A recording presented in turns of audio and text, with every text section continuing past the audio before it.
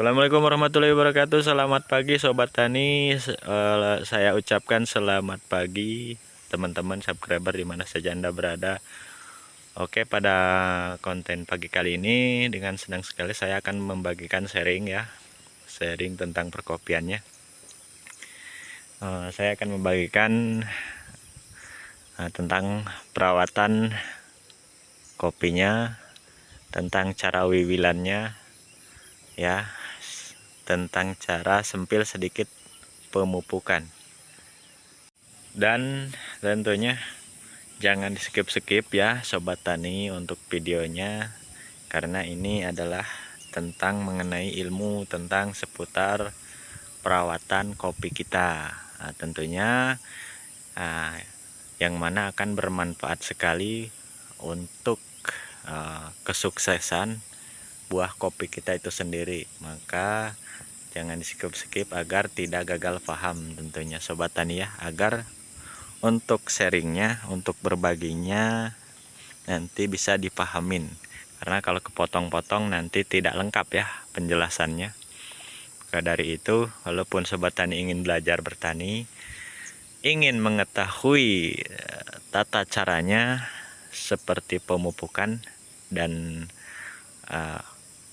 wiwilannya, tentunya silahkan disimak ya, agar tidak gagal paham tentunya, karena ini sangat berguna sekali dan bermanfaat sekali.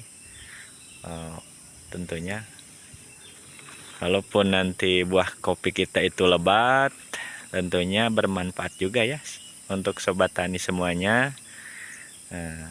Berguna karena kopi kita itu membutuhkan cara perawatan yang baik, cara pemupukan yang tepat juga, agar buah kopi kita itu lebat tentunya ya, dan stabil normal setiap tahunnya. Maka yang dibutuhkan adalah perawatan pohon dan cara pemupukannya yang tepat tentunya ya.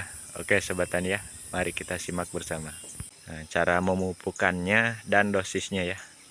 Tuh. Oke, ini saya hanya sekedar memberikan contoh saja ya. Jadi saya tidak membawa banyak untuk pupuknya. Dan jenis pupuk ini adalah jenis Ponska. Karena pada kopi seperti ini tuh sudah mata kepiting ya, seusai pembungaan kemarin itu dianjurkan menggunakan Ponska saja. Adapun kemarin ada yang bertanya apakah boleh dicampur dengan SP, itu boleh ya, dengan KCL boleh. Adapun kemarin tuh ada yang ini ya, ada yang menanyakan bolehkah NPK Mutiara dengan Urea. Nah, itu sekarang jangan menggunakan Urea ya, karena ini sangat berbahaya sekali. Berbahaya sekali kalau kondisinya sudah seperti ini. Yang dikhawatirkan banyak rontok. Jadi gunakan saja ya NPK Mutiaranya itu, jangan dioplos itu ya Sobat Tani ya. Nah, sebelum melakukan pemupukan, yang seperti ini kita bersihkan dulu wiwilan namanya ya, karena ini sudah bunganya sudah, kemarin malam kebetulan hujan di daerah kita ya, jadi ininya sudah ngelupas tuh.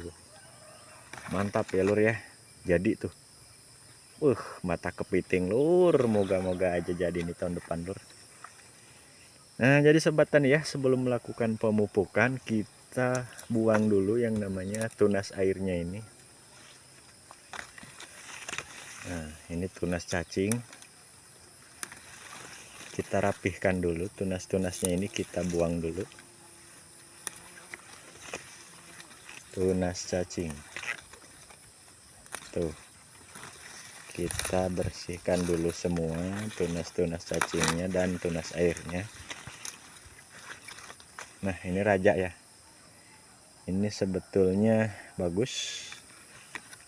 Akan tetapi belum saatnya menyimpan bahan di bulan Juli.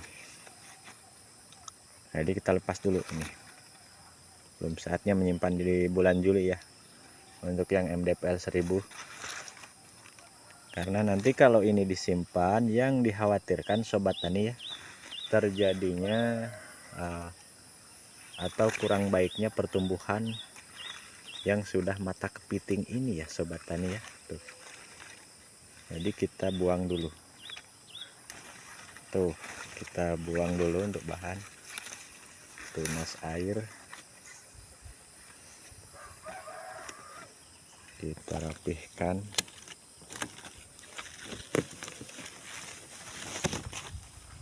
Oke. Tuh, sudah rapih seperti ini. Barulah kita melakukan pemupukannya ya. Oh, ini kurang rapih ya sobat tani ya. Mumpung masih kecil seperti ini, jadi kita pembersihan dini ya, namanya wiwilan dini. Oke,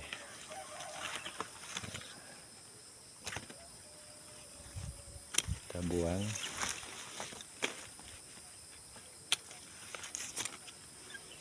Ini sambungan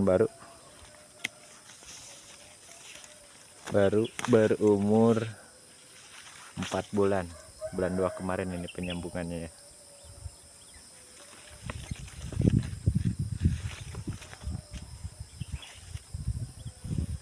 Tuh.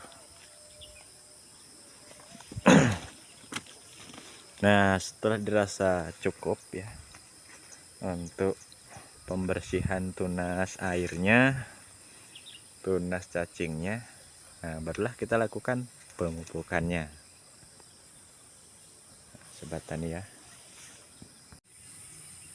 Nah, untuk pemupukannya sendiri sobat tani ya, yang terbaiknya adalah kita lubang dulu walaupun sedikit, tidak perlu dalam-dalam. Kita cukup lakukan pelobangan sedikit saja. Nanti kita timbun agar tidak terjadi penguapan. Kalau kena panas sinar matahari itu nanti nguap. Itu mengakibatkan berkurangnya unsur hara yang terdapat pada pupuk itu sendiri sobat tani ya. Jadi lakukanlah pelobangan.